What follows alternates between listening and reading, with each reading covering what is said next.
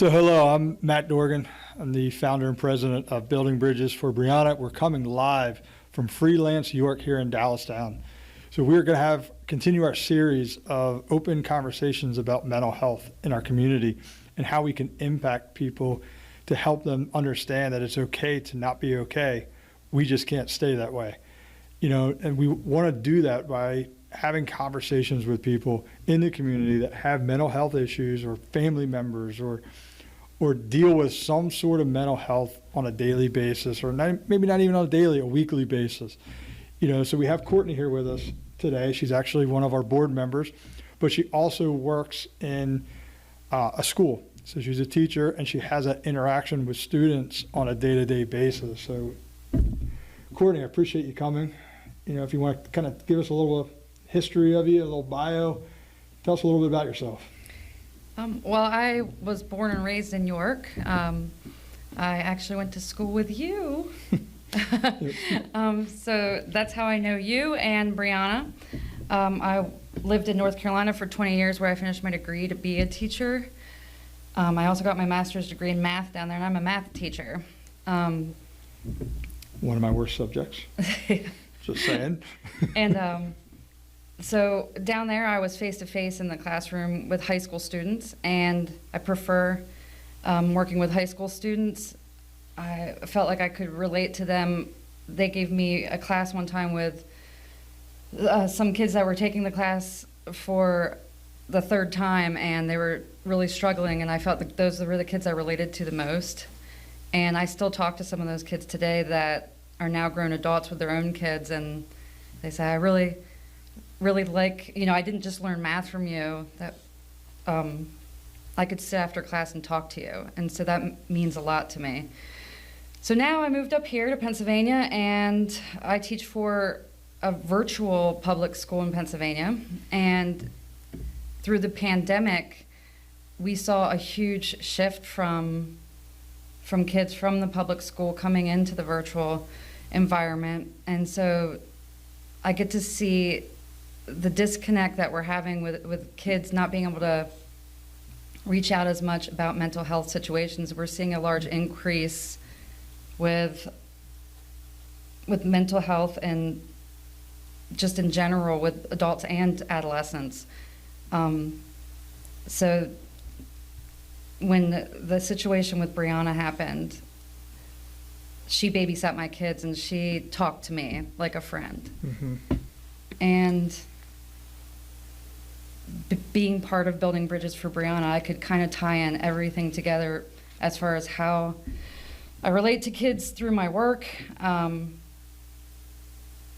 raising kids of my own, and just trying to help out, finding out how to build that bridge and what's lacking in our school systems today. So absolutely. So as a teacher, I know you have interactions with kids and now you're virtual, so you still have that rapport. It's not as strong as being face-to-face, all that. But how do you think the teachers react, in our school systems? Not necessarily just yours, but you've obviously been in other schools and teaching there, and your kids are going to school. How do you think the teachers interact with the students when it comes to mental health? I think that there needs to be more professional development in the school systems. We need to get more training in there for the teachers. I think right now it's on an individual basis, and it depends on the teacher and their interaction. I see with the younger kids, I just love it, because I've got kids in elementary school, and we go to sports events, and we meet with the teachers, and they're like, we just love having your boys around. We love interacting with them, and I'm so glad that my kids are comfortable enough that they just love to see their teachers and tell them about their life and tell them what sports they're doing. And I guess at that age in elementary school, they're a lot more comfortable and open about different aspects of their life. Sometimes They probably tell them too much about what's going on in their home or exactly. But then you've got the teenagers who shut down a lot more, and sometimes it's especially in the virtual classroom, it is pulling teeth to get those kids to open up. And I'm teaching math, which how do you get kids to open up about math, you know? Right.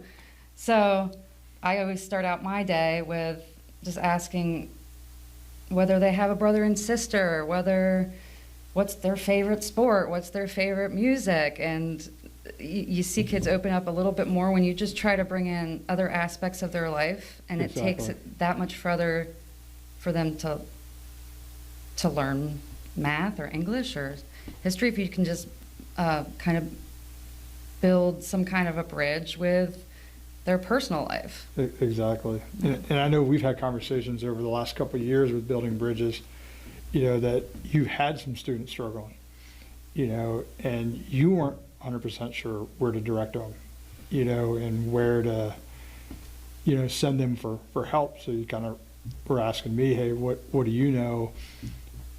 How often does that happen? You know, does the students really feel comfortable coming to teachers, and what's really the teacher's role?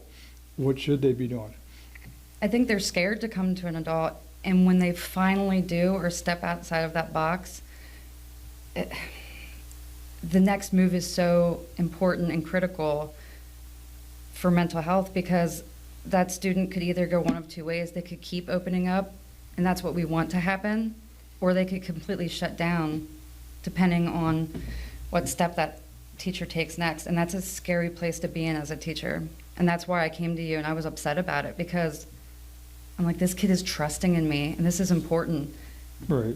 What do I do now? Because you got to make the right decision, because if you handle it wrong, then that kid's just going to shut down, and the inner thoughts are going to eat at them, and we could potentially have a really bad outcome.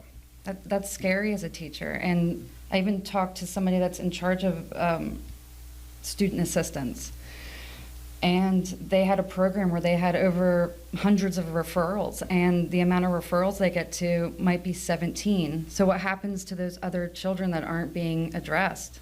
Right. They're shut down, they're sometimes ignored. the kids are just opening up, and it might be the first time they're opening up. Like, they might have been keeping it quiet. They can't go to their parents, can't go to other family members, or maybe they have, and they were told they were wrong. Or we need to teach them how, you know? Exactly. And that's kind of where we need to kind of focus on, that it's okay not to be okay. Just not stay that way. They need to understand that the way they're feeling can be normal. You know, it's okay. There's days I feel like I don't want to get out of bed. I don't want to go downstairs. I don't want to go to work. Absolutely. You know, but, absolutely. And, you know, and I know it's okay to feel that way, but we just kind of move forward and, you know, talk to other people and get that going, right? You know, I think that's critical. Yeah, absolutely. I have mental health problems have always been a part of my life, because it hereditary in my family. On my mom's side, we have a lot of situations in my family, and I have had anxiety and depression. I'm actually on medication. That's a whole roller coaster in itself, and it's tough with these kids. Right. Well, how do you deal with your own mental health when other kids come to you? Does it affect you in any way, or? I see two type of people with mental health issues. There's some that are extroverted about it, whether it's in their actions or flashing out, or sometimes it's in a good way, or sometimes it's in a bad way. And then there's people like me that I have a really hard time talking about my mental health. And so the introvert who's just scared to talk. So I think for me, as a teacher, as a parent, and just as a friend, it helps me to help other people. That's my way of coping with my own problems, is to help others. And gotcha. So if we can kind of even get people, volunteers and kids involved in helping others, that could help them as well with their problems, I would think. Exactly. So since we formed Building Bridges for Brianna, obviously you've been on from the very beginning. First day we founded, you know, the initial event, which was December 27th, 2020. You know, 20 couple of days after Brianna's passing, you've been kind of there from the beginning. What have you seen, how it's impacting people and getting them to talk and getting them to open up? Have you seen anything that's kind of really been impactful for you? I see a lot of her friends in her school, her classmates, and not just her, some of the situations in the school district surrounding here. I just see a lot of those kids coming out and saying, it's great what you're doing. I have problems. You know, I feel more comfortable now that I can talk. Is there any way I can help out? And I see a lot of her friends and friends of other cases that are feeling more comfortable to open up. Yeah, I agree. And I think one of the biggest things is breaking down that stigma. You know, that mental health is that taboo subject that nobody wants to talk about. I mean, you remember our first year event, 1,500, 2,000 people there, and everybody was talking about mental health. Mm-hmm. I don't think we could go anywhere that day without people talking, coming up, asking for help, and getting them over. Because they realize they're not alone, and that's important. Exactly.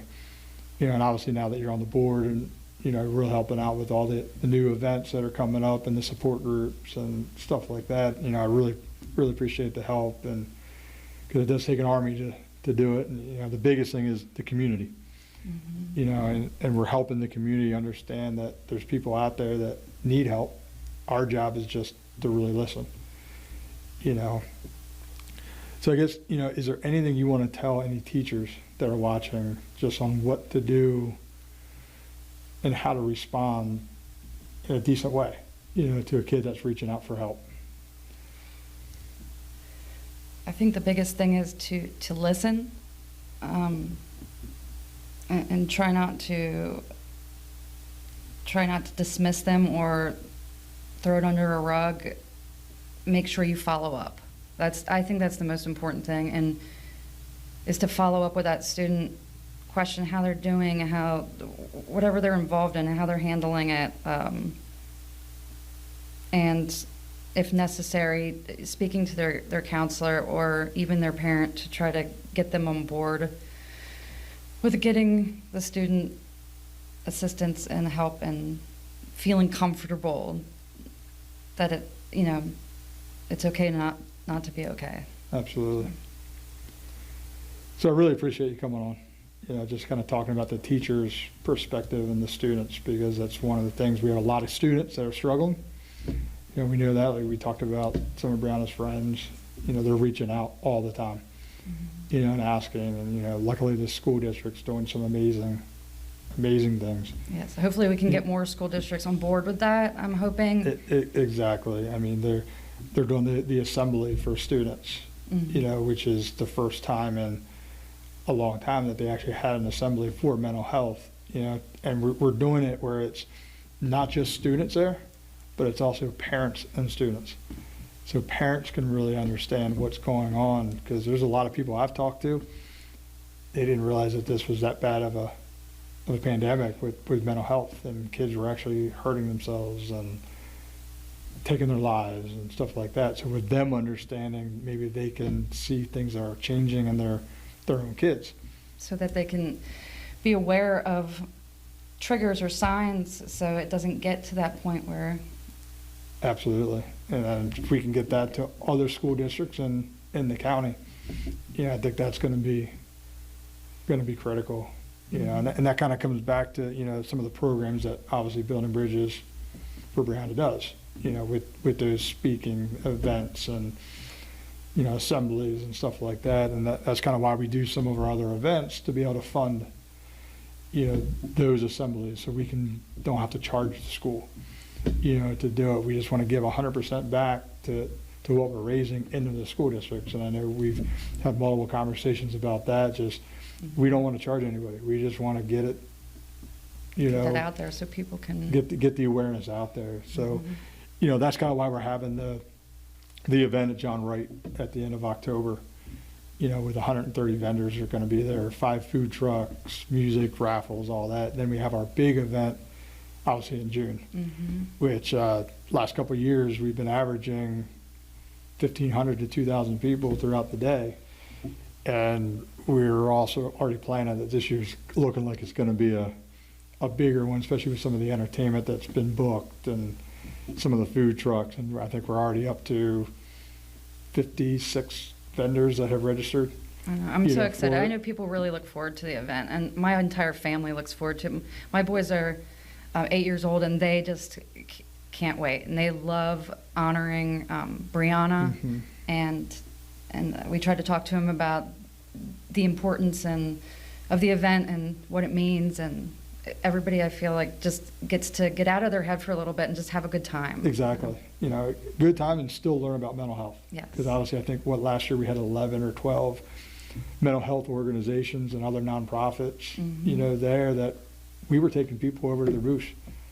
You know, this person might not be a crisis intervention type call, you know, but they need to talk, you know, and we were able to get them down in And we can get them to the right avenue and the help that they need. And I remember you saying that so many people after the event reach out to you, and we're getting help out there Yeah. and getting them to the right resource. So Exactly. So I think it's going to be a good day. Obviously, we're making some changes this year since last year was so hot, you know, but we're still going to have a great event. So maybe get some sprinklers. Just kidding. that would be nice. And I've actually looked into them, you know, a little tent with some sprinklers in it. Yeah. So, well, I really appreciate everybody kind of watching the video. Courtney, I appreciate you coming on. You know, I think it's going to be great. It's going to be an ongoing series of just videos talking about mental health and how it impacts the community. So if anybody would like to be on a future video, please send us an email at info@bb4BPA.org, and we will have a link posted to our website, so you can actually go in there, learn more about building bridges for Brianna, and then join up to volunteer, as well as to be on future videos. So thank you, appreciate it, and thank you again. You're welcome. Thank you for having me.